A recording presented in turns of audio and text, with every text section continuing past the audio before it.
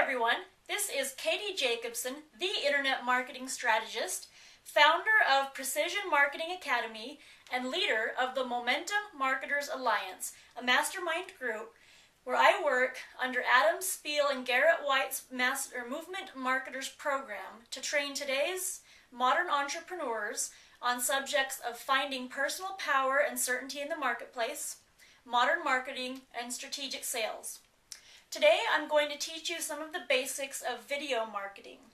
We're going to go over the 4 types of videos that you'll want to create for your web presence, some of the biggest mistakes that you can make with videos, and a few of the technical details that you'll want to consider with your videos.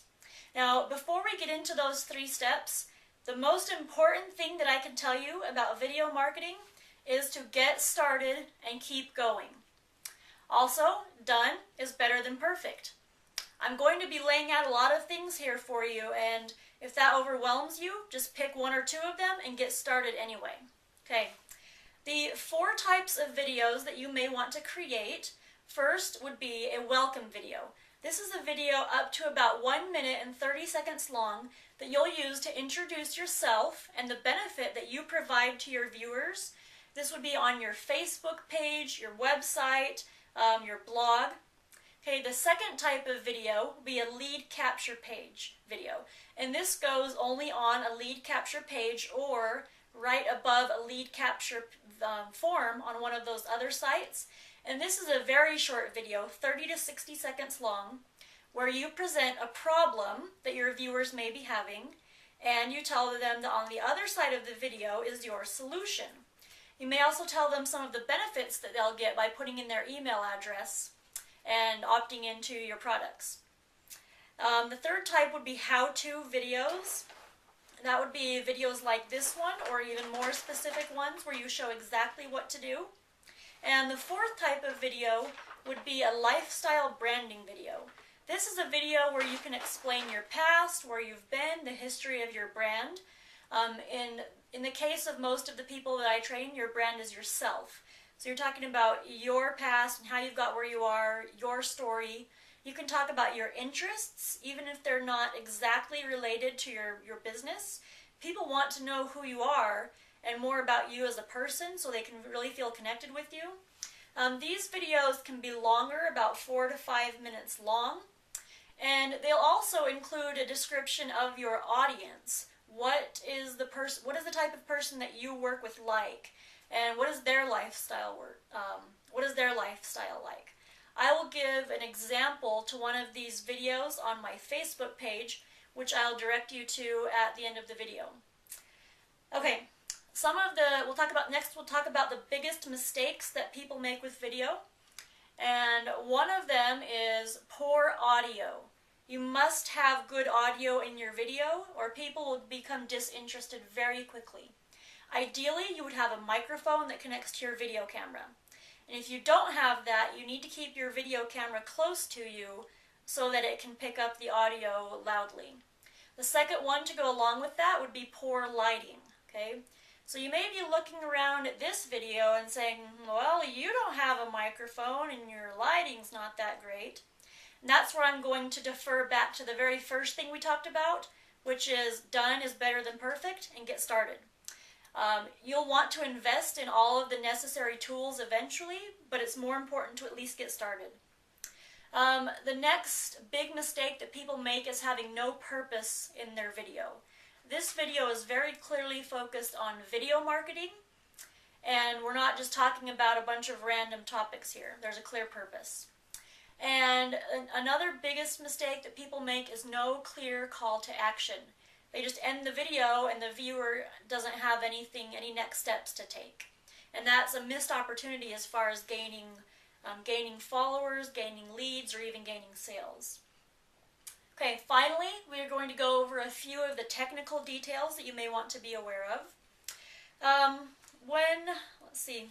When you're uploading your video, before you upload it to YouTube, you'll want to change the raw file name from whatever your camera named it and use the keywords in that file name.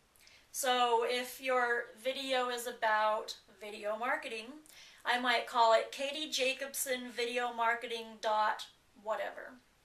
And then when you upload it to YouTube, in the title, you'll want to again use the keywords that you're targeting, and you'll even get better SEO results from using those keywords twice. For example, I might use something like video marketing expert teaches video marketing strategy. So we've just used the phrase twice, and it sounds kind of silly, but it works for SEO. In the description field on YouTube or your video service, you're going to want to utilize that, and you can even talk about some of the same things that you went over in your video, and again using some of the keywords that you're targeting. You don't want to go crazy with it and list them over and over and over, but you can talk about some of the same things from your video, which will naturally include those keywords. You can use annotations in your video once you upload it to YouTube to direct the viewer's attention to something, just to break it up a little bit, or to remind them to do the call to action that you've asked them about. I'm going a little bit out of order here, but before you upload your video to YouTube, you can add an intro at the beginning, like I've done on this one. And I'll tell you the truth, this one cost me $5 to make on Fiverr. I just looked at, what was it called? The logo intro. So I searched logo intro on Fiverr, and I found a whole bunch of gigs that did this type of introductions I was looking for. And then at the end of your video, you're going to want to put some dead space in there, even up to a minute long. And the reason that we do that is because as soon as your YouTube video ends, YouTube will put a bunch of different recommended videos up next after yours. And if your viewer hasn't done your call to action yet, they'll get distracted and just start clicking on those videos. I'm sure you've been on YouTube and 3 hours later, not sure where your time went. It's because you've clicked on all those recommended videos. And so you can delay that a little bit by putting a bunch of dead space at the end of your video.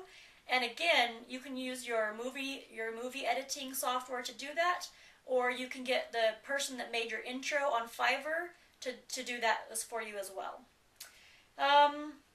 Okay, and then the last thing, after your video is uploaded to YouTube, you'll want to go back on Fiverr and submit, or get a gig to submit your video to Traffic Geyser. Traffic Geyser is a software that will submit your video link to a bunch of other video sites, not just the link, but the video as well, to a bunch of other sites. And it can also submit your video link to social bookmarking sites, social networks, to podcast directories and blogs. So you'll have to look for each of those gigs separately on Fiverr. And you can also buy Traffic Geyser, but it's at least $100 a month. And so if you're only going to be uploading a few videos, it's more cost effective just to go on Fiverr and get the gigs here and there.